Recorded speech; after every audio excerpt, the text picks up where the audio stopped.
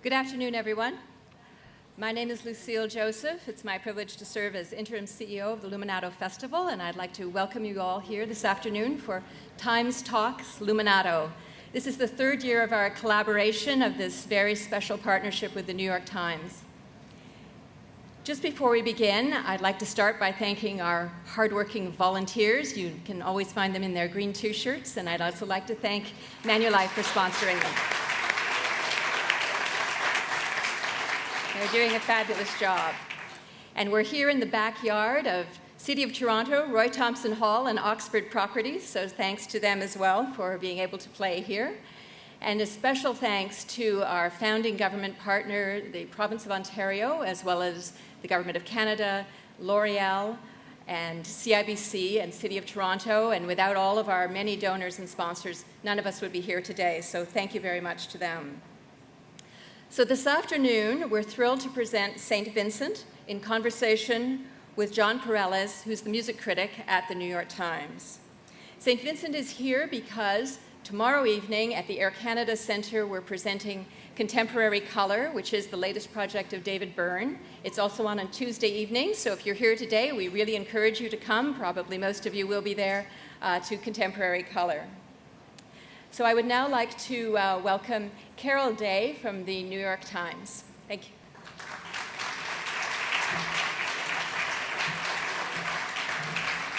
Thank you, Lucille. And hello, everyone. The New York Times is so delighted and honored to be here as part of the Luminato Festival again this year, and to be working with Jorn and Lucille and everyone here. We're live here at the Festival Shed at the Hub, and also live online around the world at TimesTalks.com.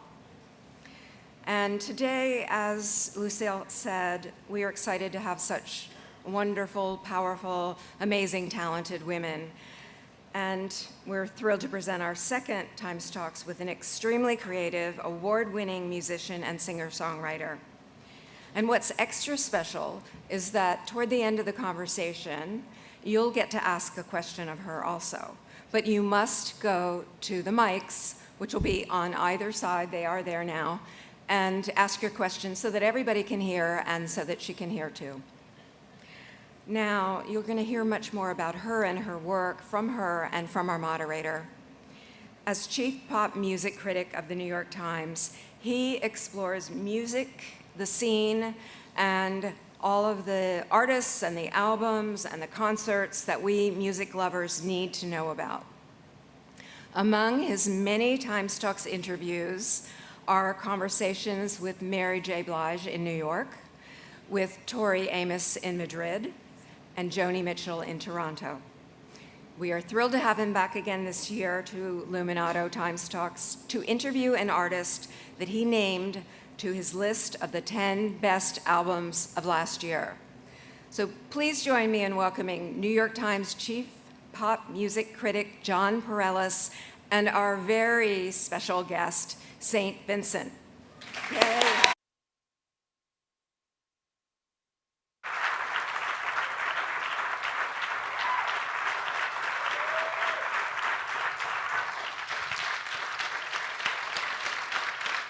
Hi there, everybody. Thank you all for coming. I really appreciate it. Thank you. I was going to wear that exact same outfit, but I thought I'd let you have the design. Thank you for not stealing my thunder. Okay. Well, let's talk first about contemporary color. What the heck is it? That's a really good question. My first intro into contemporary color was that I went to a big American high school, not too dissimilar from Friday Night Lights, except for it was in a bigger town in Dallas, Texas. And what I know about contemporary color from those days is that they weren't the football team, they weren't the cheerleaders, they weren't the high school band. They were this really kind of bizarre underground subculture of I guess what stemmed from a militaristic dance, but then really flowered into its own world. So I knew about the color guard because they would be rehearsing on the lawn and throwing the toy rifles and waving the flags. They have sabers too, right? They have swords. They have sabers as well as the guns. Sabers. Lots of saber weapons. Swords. Yeah, but it was interesting because they're throwing these things that signify violence, but they're doing it in a really beautiful way. Mm-hmm. So you wrote a new song for them to dance to, or you wrote a? How did that collaboration work? The way it worked is that various artists were teamed up with different color guard teams, and these color guard teams had already had this routine that they'd been working on, that they'd refined, that was, again, their performance, the dance, the throwing of the rifles and the flags. And essentially what I did is get a video of their dance and then rescore it. Huh. So you reverse engineered the color guard. Yeah, exactly. And it was a bizarre challenge because, like a lot of dances go, there are different tempos and different time signatures and moments of reprieve, and my particular team is based on the idea of a lunatic and somebody in a mental institution. So typecasting.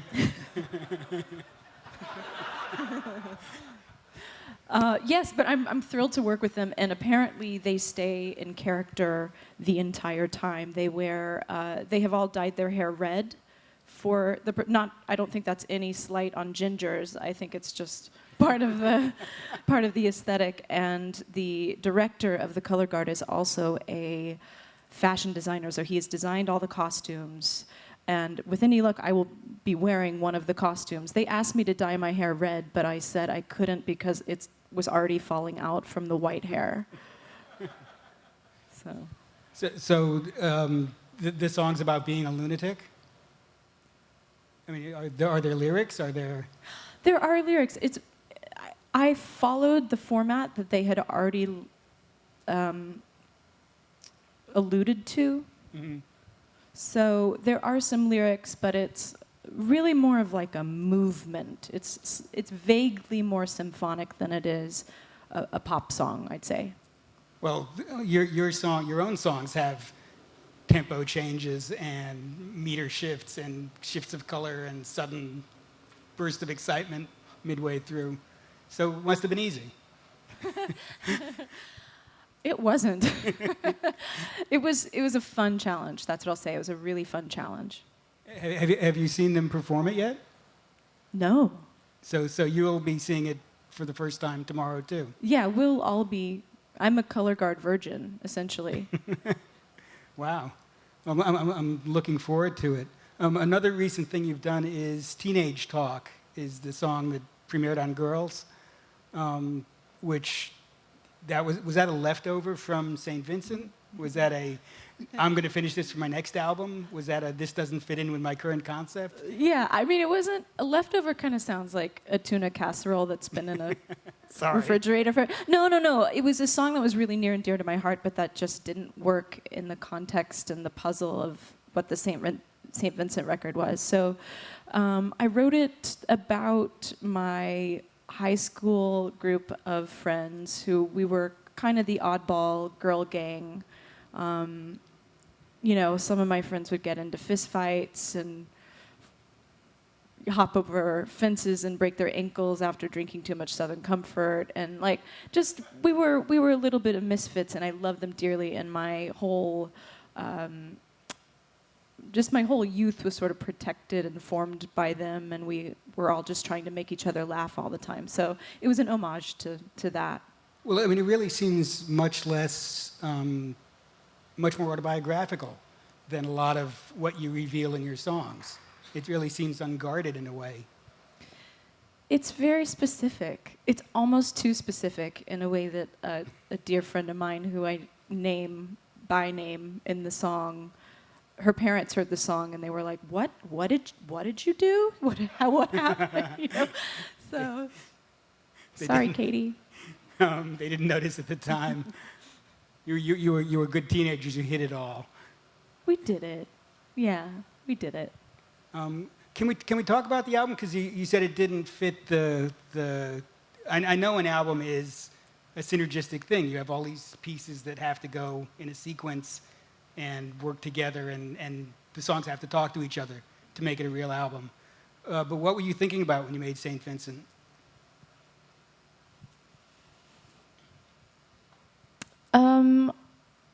Well, I was trying to make a record that was kinetic enough to be danceable, but also had a whole lot of heart. And I've said it a million times before, but I wanted to make a party record you could play at a funeral. The way that John Congleton, my producer, put it was, hey guys, come to this party, but oh, by the way, there's blood in the piñata. You know, which I thought was a nice way to put it. Yeah. Well, I mean, it's got some really funky stuff, but it's also got some really melodic stuff, and often in the same song. Did they all come at the same time? Were they all like one burst of writing? They all came from, so I did a tour with David Byrne for Love This Giant, and then we wrapped up one leg of that tour. And I'd gone kind of straight from my last solo record, Strange Mercy, right into touring Love This Giant. And I just had a need to kind of synthesize every place that I'd been and every note I'd taken and everything that had happened in the past, years of traveling the world. And so I just started writing it really immediately after the Love This Giant tour had a little break. So it was all kind of symbiotic. And Digital Witness and a lot of the other songs on the album are really thinking a lot about the internet. I guess when you're on the road, social media and the email are your pipelines home, but also you're talking to everybody. You're hearing from the world. I mean, were you feeling more virtual while you were on tour? Well, songs like Digital Witness are sort of unpacking the world we live in now. And I think my relationship to technology and to social media has changed quite a bit over the course of this album. And I'm not entirely sure it's for the better, so there's that caveat. But I had a number of things that were really eye-opening to me, re social media.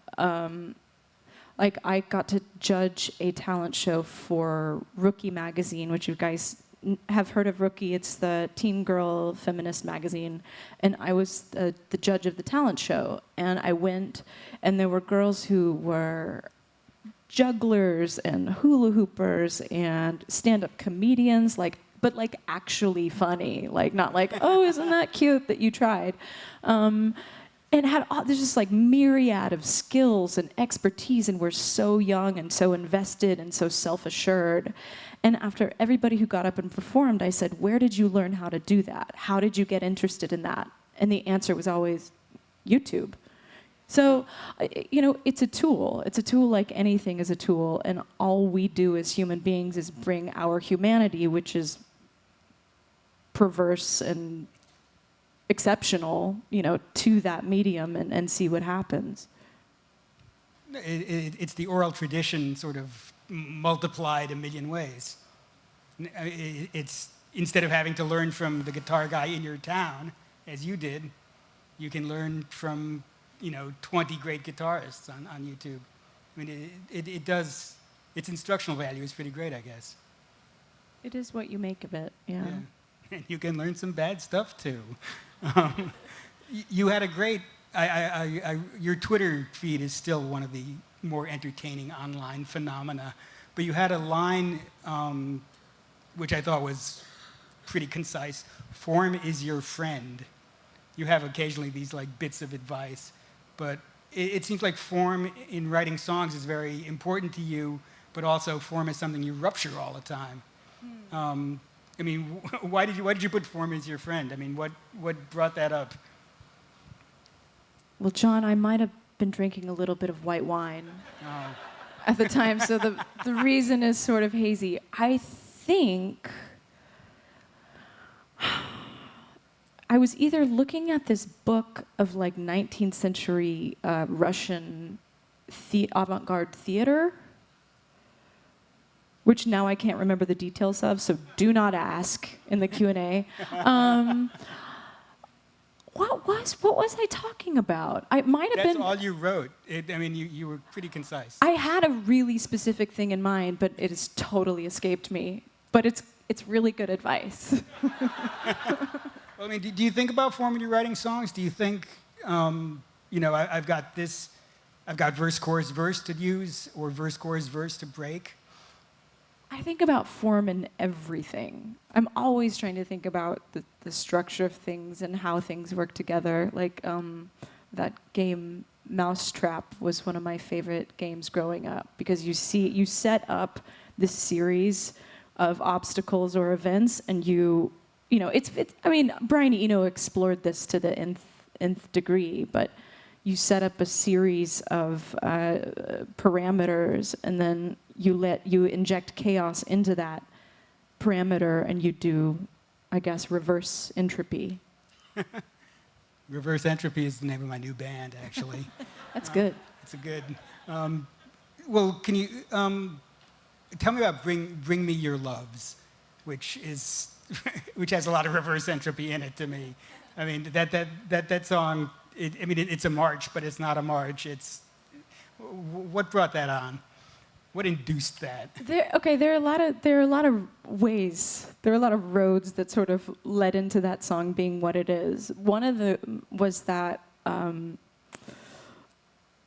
Congleton, my producer, suggested we get Zigaboo Modoliste from the Meters to drum on the record. One of the world's great drummers. Oh, I can't curse, but if I did, I would say that he's one who fornicates with mothers. But he's... that actually sounds worse. Right? That's what I call my brothers-in-law, just like literally. But no, I was kind of thinking about that, like what would like a New Orleans, what would be that kind of funky New Orleans thing, RE, the rhythm section. And then I was listening to a lot of this great Turkish artist called Zelda, with this S, not the game from the 80s. And then I was also thinking about my early days playing guitar, and some of my earliest days were learning Pantera riffs. And so I was thinking about Dimebag Darrell, and then that song happened.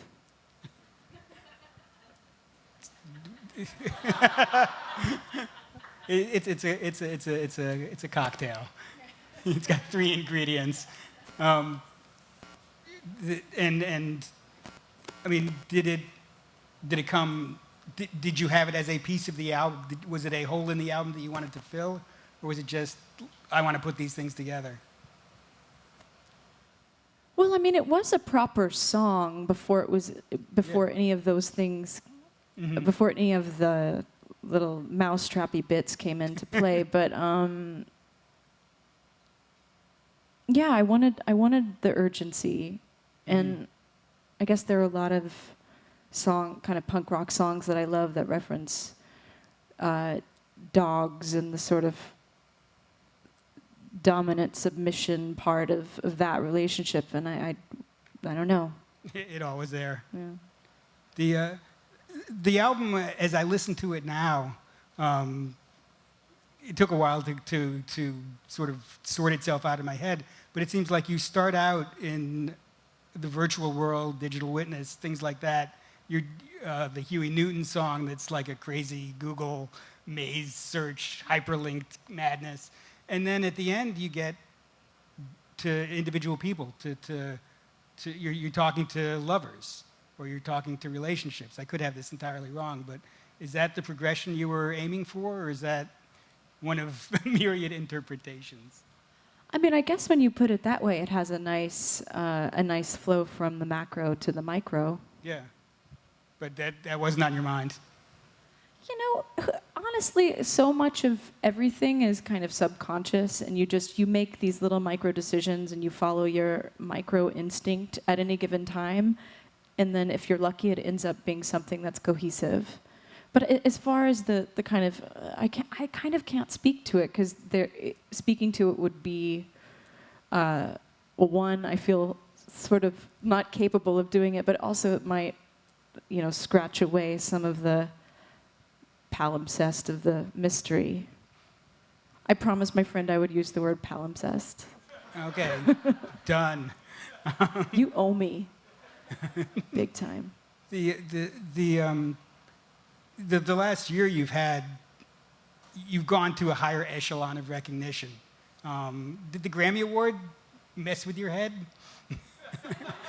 That's the technical term. No, it was super flattering, and it's one of those things that gets to be like a feather in my cap. Well, now everybody has to say Grammy Award-winning St. Vincent. I know. See, that's what I mean. Yeah. I mean, I don't make friends and family and refer to me as such, but maybe I should. No, but it's on my mom. It's on it's in a case at my mom's house that's like next to all of me and my sister's old soccer trophies. So it's sort of it's a high award, and then it's also sort of like, whoa, life is absurd. Well, the alt-rock category always struck me as kind of strange because most of the people in it all know each other. Half of them work with each other. I mean, it's a very close-knit community. It's sort of strange to set them at each other's throats once a year. Well, let the bloodbath begin. Speaking of bloodbaths, let's talk about your lyrics. I mean, because there is one of the ways I describe St. Vincent to myself in my head is beautiful melodies carrying terrible events. You often sound the sweetest when you're most scary. Deliberate? I did a lot of theater when I was in high school, and I remember one of the tenets of that being, if you have some big anger to express or some big moment to explore, a lot of the time it's a lot creepier to whisper that than to scream it. So that might be part of it, and then the other part is just exploring, I guess, my own faculties and involved in those faculties are limitations, and you embrace those limitations. I have a voice that is kind of generally sweet. So a lot of times in songs, the guitar gets to be the monster or the Greek chorus and the thing that kind of lets you know that there's danger on the rocks. Mm-hmm. Yeah, the guitar definitely screams quite a bit. And on this album, the Moog does some pretty great screaming. Can you talk about that guy? Because, I mean, it seems like Bobby Sparks, is it? Bobby Sparks is a man who fornicates with mothers. he's so insane. He comes from the Dallas music scene that's large. Like, he played with Kirk Franklin, who's a great gospel guy. And so he was the B3 player for Kirk for a long time. He's played with Prince. I mean, he's a serious dude. And he'll always come in. And basically what I'll have, or how I've worked thus far with Bobby, is that I'll have kind of the template of the song laid out. I'll write out a chord chart. I'll kind of say, well, this is the thing, and I'll have a scratch vocal and maybe some keeper bits that are melodic and textural. And sometimes he'll play actually with the drummer, which in this case was Homer Steinweiss and Mackenzie Smith, who were wonderful. But then sometimes he will just kind of come in after the fact when the drums are already there. And my favorite phrase that he says is like, "Oh, this is really great. This is music you go kill your parents to." And then he goes back to the gospel guy? Yeah. Like, thank you so much, Bobby. Thank you.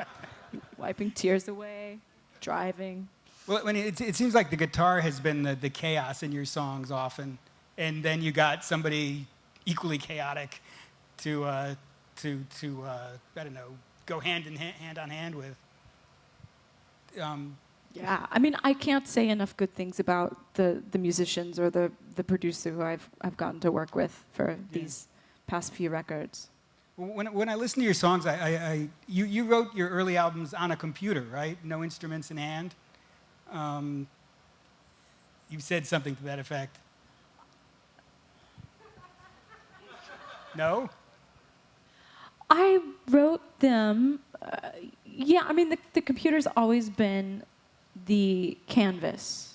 Mm-hmm. And from a very early age, that's how I learned to write and to arrange and use my ears, was to multi-track. That's how it started with a 4-track, and then it became kind of early PC version. I don't mean politically correct, I mean personal computer version of multi-track recording, a program called Cakewalk Pro Audio, which you needed like an actual desktop computer and a sound card and an A to D converter and all this extra stuff. And basically in a PhD, yeah. It was I mean, I was lucky if I could really get anything. But you were always thinking in terms of layers, of interlocking parts? Yeah, I was. Rather than sort of sitting around the campfire with the acoustic guitar.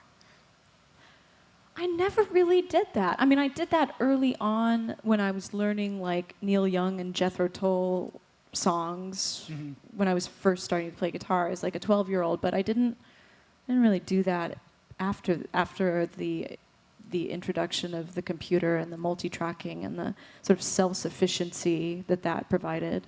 So you were always thinking about architecture in a way. Yeah, I guess I always had to. Yeah. Because the song, I mean, your songs, I hear them almost as blueprints. Each line is crisp. There's not a lot of fog. There's not a lot of gauziness. It's counterpoint. It's if they were drawn, they would be lines. They wouldn't be watercolors. I think that's pretty accurate. I mean, except in a couple instances, like maybe like Teenage Talk or a song like Surgeon, which the palette is meant to be quite gauzy. Yeah, no, there are a couple of exceptions, true, but you I mean, it's a real aesthetic. I mean, it's a real transparency and clarity, which seems to be really important to you. I mean, I guess it is because I've done it. Sometimes, you're not the best person to speak to your own. Yeah. Tell me about Regrets, because Regrets seems really, having listened to it a year later, seems really personal too, in a way that I didn't get because the music is so striking at first. You don't really get that there's a heart in there, and then suddenly you do. I mean, was that a hard song to write? Well, yes, in some ways. I was thinking, I mean, yes, it's a very personal song. It's sort of a wink at Zeppelin. True. It's a song that I was always really fond of and kind of really fought for because John Congleton was just not a fan of it. And I was like, no, there's something here. There's really something here. We've got to believe in this till the end. Yeah, but I mean, again, I guess that goes pretty macro to micro in terms of a very personal situation where you're dealing with the reckoning of and the loss of someone, but then it kind of shifts into this. It's again a very sort of upbeat melody, but it's just the acknowledgement that we're all animals, all on planet Earth, and we're all alone. So it's gonna be on a Christmas album coming up, 2015. I wanted to ask you about your stage show, which I've seen a couple of times, and which blows my mind, as it blows the mind of everybody who sees it. It's choreographed. Have you folks seen this, I hope? Some of you? I mean, you're doing these like angular motions, you're doing these tiny little steps, you're playing shredding guitar. You have to be at least 3 people to do this, it seems. But I know it's spurred by your collaboration with Byrne, but you took it in your own direction. You worked with the choreographer, Annie B. Parson. Yeah. But what did you tell her you wanted? Well, Annie B is sort of like the Brian Eno of dance in that, I mean, for someone like me, she will perhaps think about what will look good in my body and what I'll actually be able to inhabit as someone who's not a trained dancer. And her one of the most interesting things about her is that she loves to work with novices who have no dance baggage, or she works with people like Baryshnikov. So, or Wendy Whalen. I was lucky enough to get to sit in on a rehearsal that she choreographed a piece for Wendy Whalen, the prima donna of the New York City Ballet, who just retired, and to see this ballerina do Annie B's material, which is very Butoh inspired and very gestural. It transcended like athleticism. It was just so beautiful.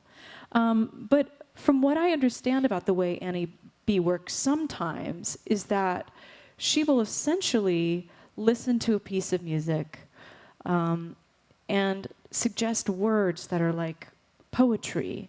And she relies on a concept that she calls first thought, best thought. So she works with incredible dancers. She'll say a word like insular, and then someone will react to it in the way that is instinctual, and then go through a number of words and a number of reactions by the dancers, and then whittle it down and codify until it's a piece. And so it's ultimately very collaborative. And I'm not aware, and this could just be my ignorance about the dance world, but I'm not aware of any other choreographer who works in that specific way. Well, yeah, it's verbal.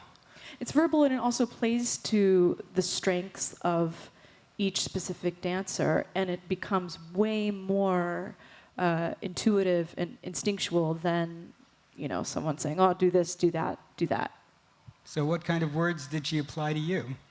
Well, we did a lot of things. I told her that I loved this Pina Bausch choreographing Stravinsky, The Rite of Spring, and how the Virgin dances herself to death at the end, and it's this I would do it for you, but I'm sweating, and also I'm in wool, and also I'm worried that you'll see my boobs, so I won't do it. But it's this like the sort of elbowy Pina Bausch move, so we ripped that off. But she decontextualizes it enough to where it's not, it's not bad. It's not, yeah.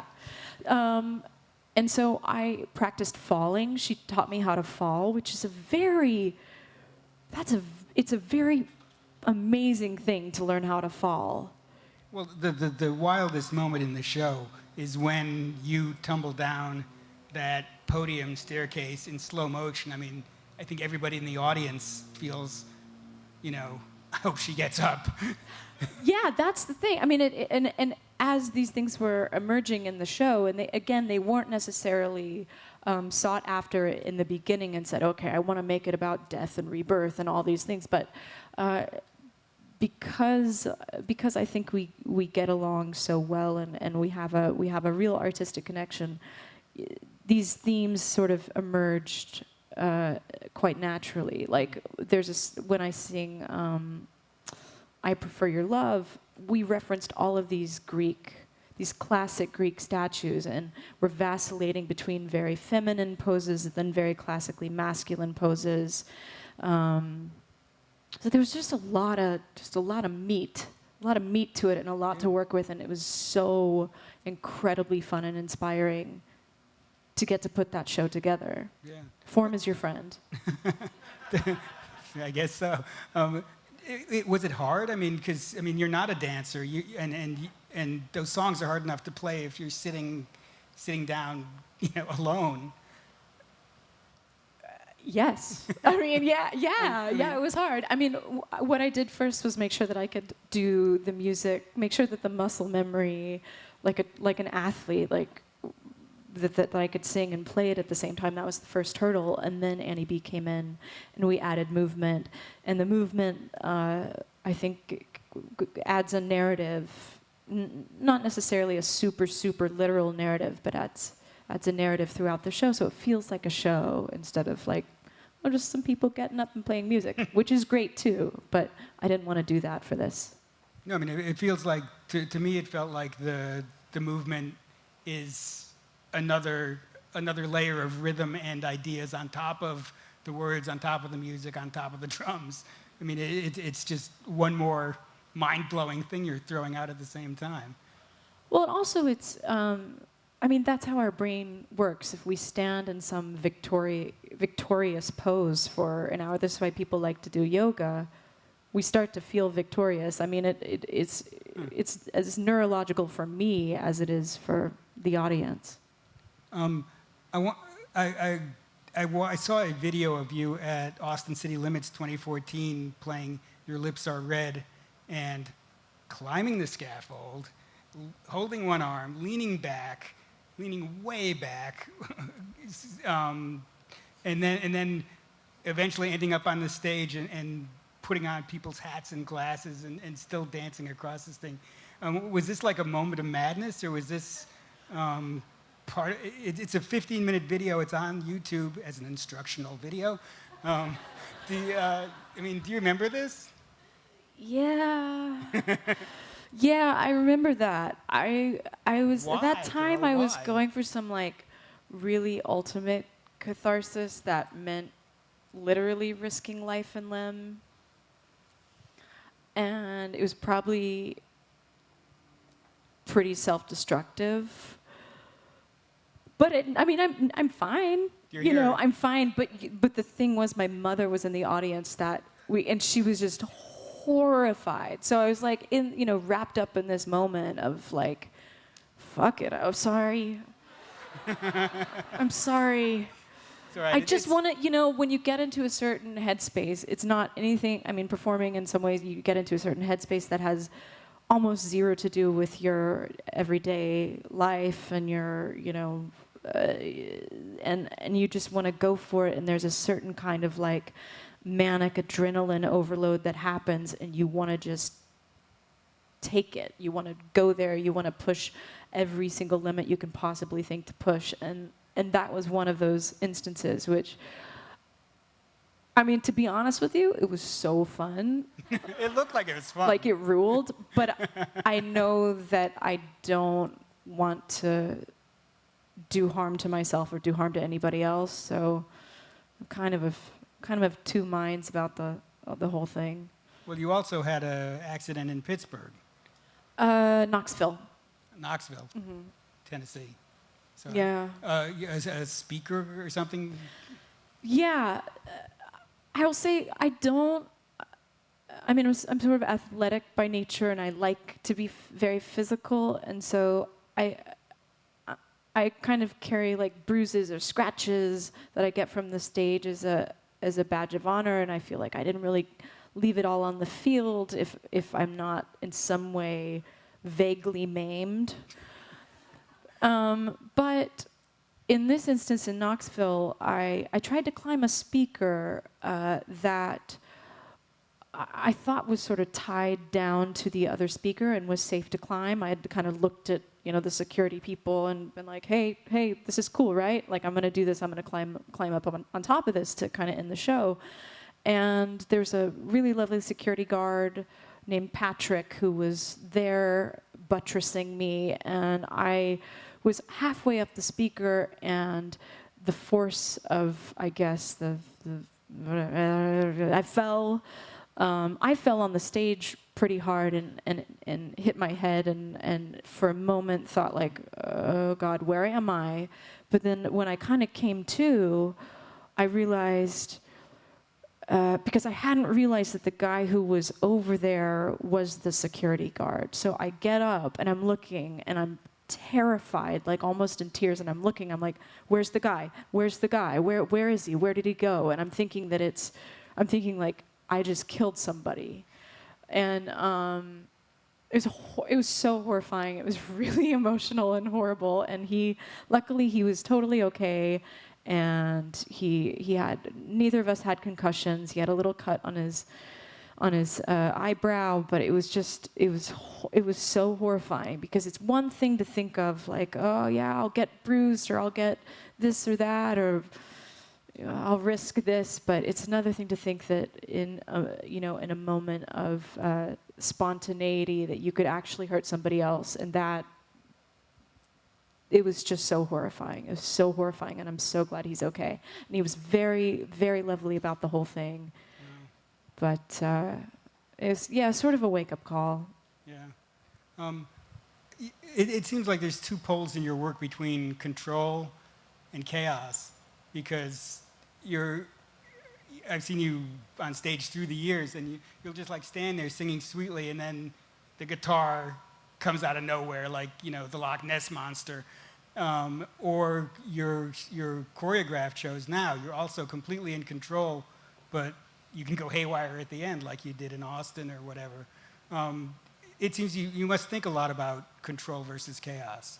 I mean, it seems like you want both in your music. I think a lot about control. I don't think very much about chaos. That sort of just comes in like a Loch Ness Monster. Well, speaking of chaos, it's time for Q&A. Had to do it. There's mics on each side. Please go to the mics on each side, and don't be shy, but do speak into the mic so the internet can hear you. And I'll try to see you. There's somebody on the right. Is it? Can you hear me? Can't hear you.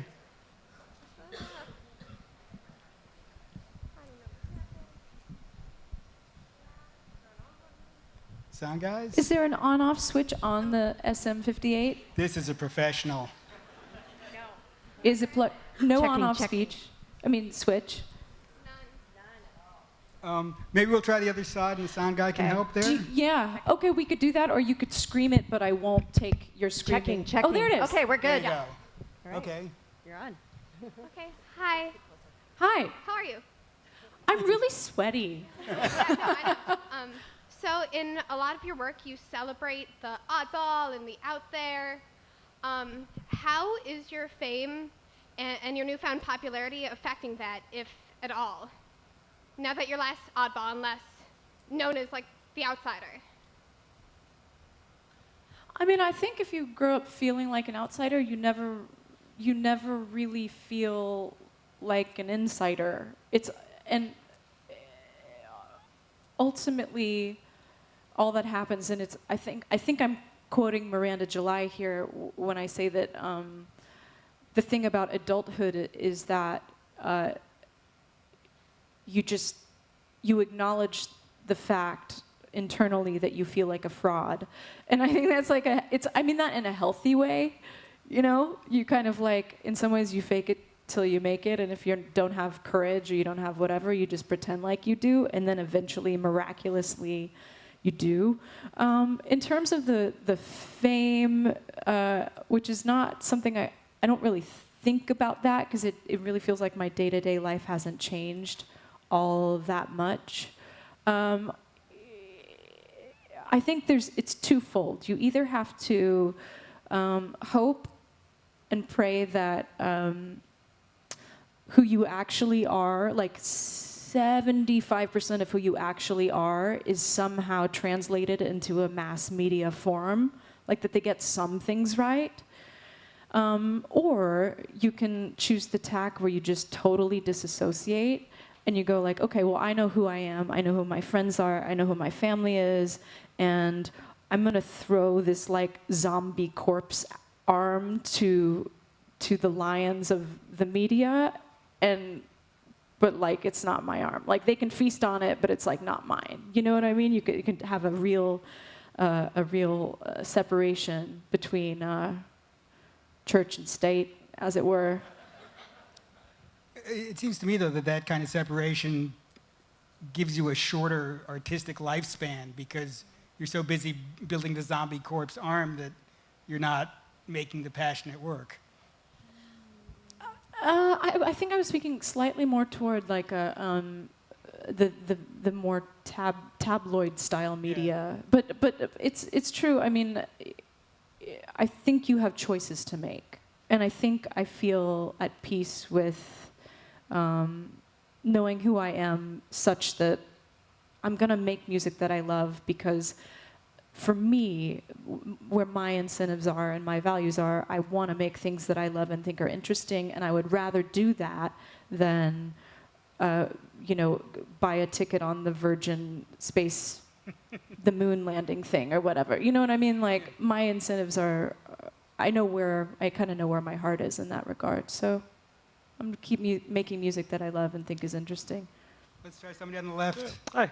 Hi. I'm just wondering, in terms of contemporary color, you talked about how you're taking someone else's visuals and color and kind of reinterpreting that or adding a score to it. And maybe could you speak to, in terms of your own songwriting, how much does visuals and color kind of factor in? It factors in a lot. I think about music in terms of color and texture and form. And sometimes, if you're in the studio, I especially developed a really specific dialogue with the producer who I've worked with for a long time, John Congleton, where we will say, like, I don't know, that needs to sound a little bit more abortion-y, or I don't know, this should be really kind of stonery talk about music that is my means of describing it, because it's how I see it. Because I don't really read music. That's not the way that I interpret it. It's all kind of here and then kind of finding a means to execute it and explain that vision to other people who are hopefully simpatico. Thank you. Over here. Okay, hi. First of all, thank you for the concert last year at Dundas Square. It rocked. Our daughter, she's gone to girls rock camp, and she saw she saw your the video, some footage, and she really connected with that kind of chaotic or controlled chaotic energy, and it was, she said you rocked. Second thing, I adore Andrew Bird, and I love your music, and the fact that you two work together, I'm really curious about the process, the alchemy that came about, and could you walk us through like what it was like to work with him and how you communicated to, make some beautiful music? Well, yeah, sure, thank you. Andrew's amazing and an incredible songwriter and musician. I guess I toured with him about 5 or 6 years ago, and I was opening for him, and then I was kind of sitting in on the end of his show. And he was such an inspiring person to be around, because he was never really settled in any arrangement or harmony, or he was constantly reinventing, rewriting songs on the fly, which I think kept all of the band on their toes. He's very certainly, cerebral. and me too. But I got to sing on a song of his called Lusitania. That's a beautiful song that I guess likens a relationship to the sinking of the Lusitania.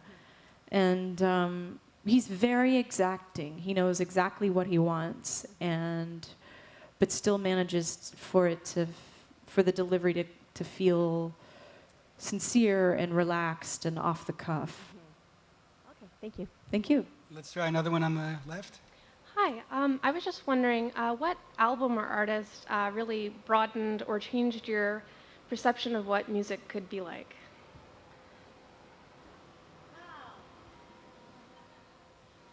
I first heard John Coltrane's Love Supreme when I was 15, and I had never had what you would call a religious experience, except fainting and barfing in church when I was getting, not baptized, what's it called where you take the test about Jesus? You're Canadian, you don't know. Communion, not communion. Catechism.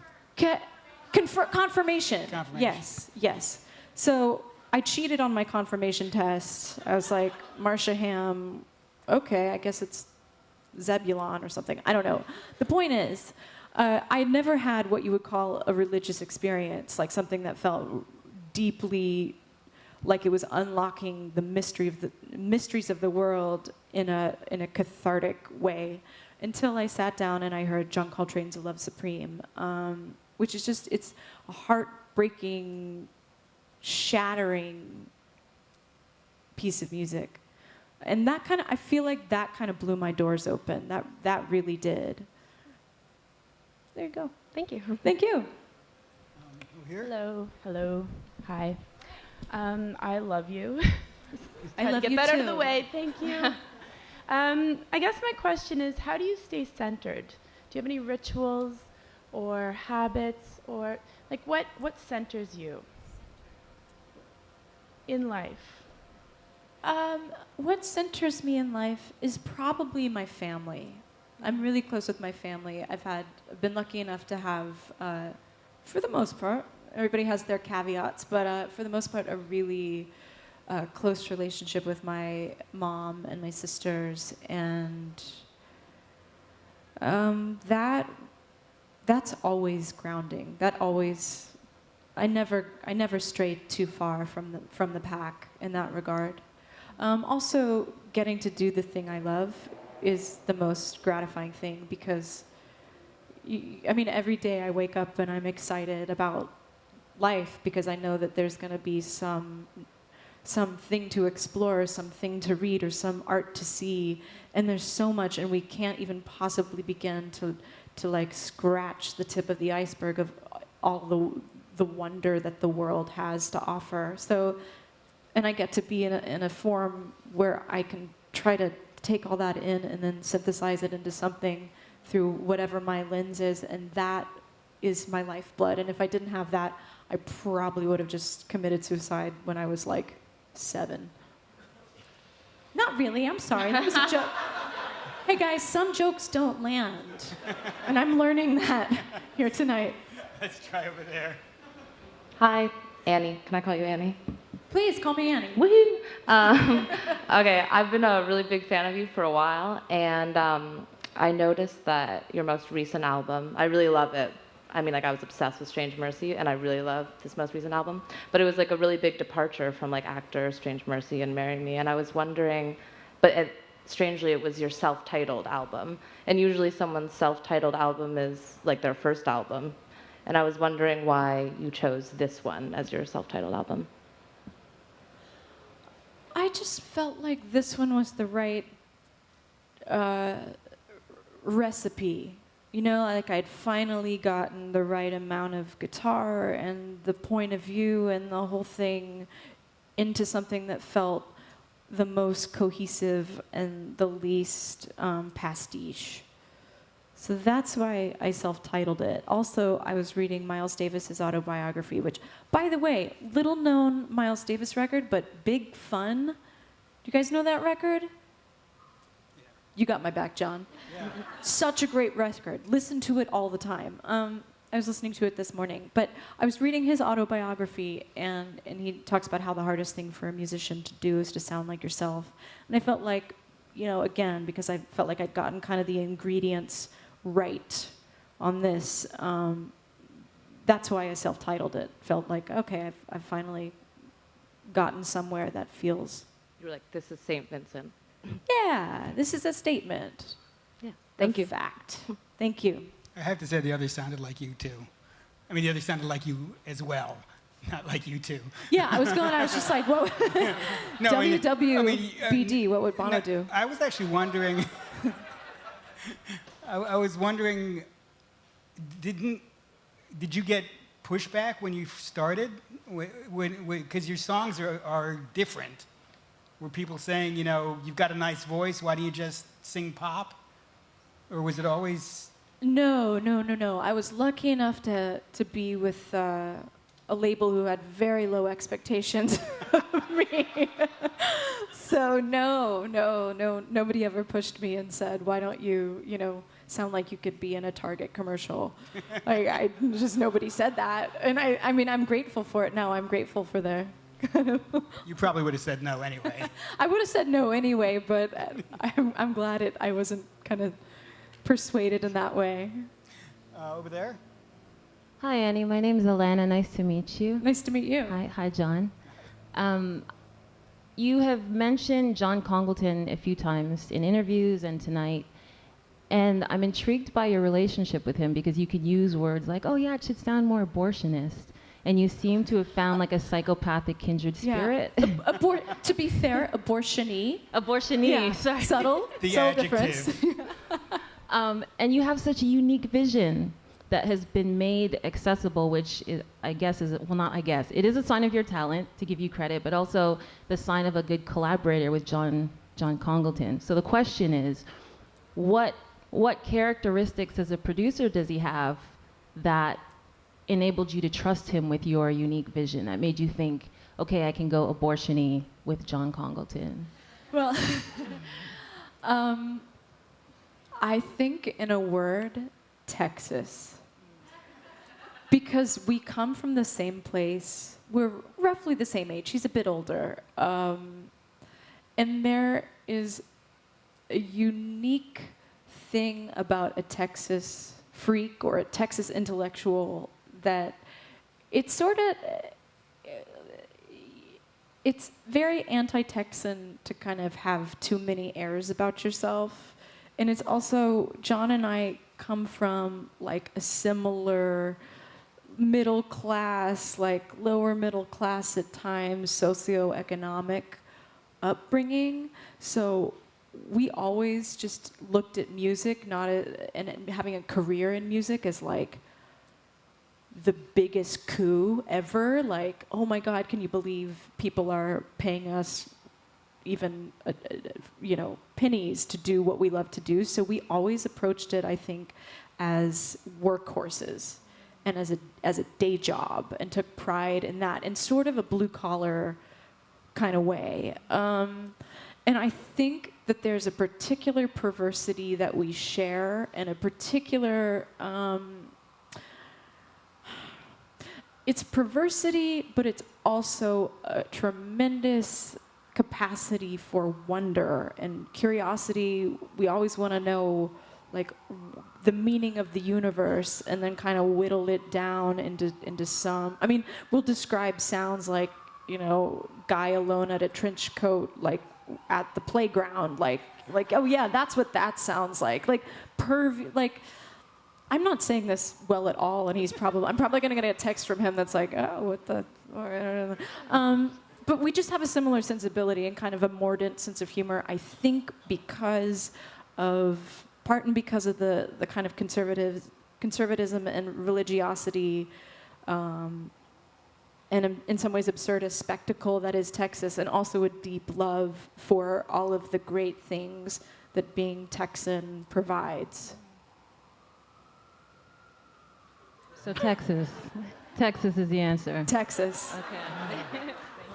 We're down to, we've actually gone over time, but with our perversity and wonder. One more over there, and I think we'll have to wrap it up. Okay. I just want to know what your thoughts were on like the whole music streaming thing, now that the industry has sort of gone in that way, consumption-wise. Is there a future where that actually benefits artists like yourself and other artists coming up?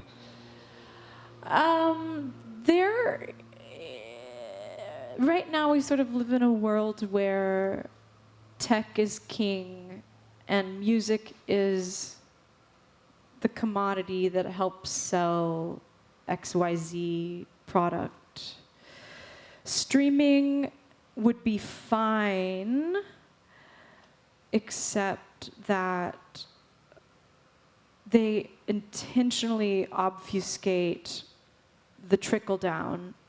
And I mean, we all know, like, trickle down doesn't trickle down. Like, that's like so it's a confusing time, and it's been intentionally made to be confusing. You'll look at a spreadsheet of what a stream means to your, to your pocketbook or something, and it's like, Pythagorean whatever. Who knows? Theorem? That's his thing, right? Theorem, yeah. Theorem. That's like algebra. I don't know. You know what I mean? Yeah, Whatever. So I think that there is a good way and a good way forward, and a way that streaming can not just be about some Swedish company like, you know, employing rapine and pillage as their like mode of business, but like so much business. But I think it will have to be about transparency and simplification. And so far, I'm not entirely sure who, what, when what that will look like. It's but too, I think too it will early exist. to tell then, or? Something in me says it's just gotta, you know, everything bubbles and bursts and moves in cycles, and I'm in no way, I think I'm in no way sort of like pitchfork in hand, like it's the end of the music industry. It's not, but, you know, if you see artists touring for 18 months out of the year instead of, you know, whatever a humane record cycle is, there's a reason for it, you know. And if you see artists kind of like, a lot of artists will get in bed with corporations really early on in their career, and it's really multifaceted. And I would be careful about casting the first stone about that, because the reality of little bands starting up and trying to grow their thing, it's pretty dire. And a more equitable way of getting paid for streaming and getting paid for your content would certainly help out, and I think would have the effect that you get a lot more creative music.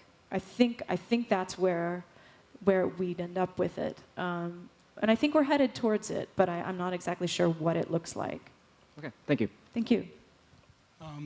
I want to ask you a musical question, because the business is so... And it's always like gross to hear artists talking about business, because no matter, but the thing is, it's like no matter what you say, and no matter how sort of diplomatic you try to be, it always looks bad. It always, like, even if people are so right on in all their facts and it's so thought out, an artist talking about the sort of nuts and bolts of it always sounds like whining. And so I specifically try to avoid it for that reason. But it is an interesting conversation to have, and it's a conversation that I have opinions on, but I don't have the answers to. Well, so I wanted to ask you, do you have a favorite guitar sound? And how would you describe it? Burley. Tom of Finland, Burley. Okay. Tom of Finland. Okay. An artist to reckon with.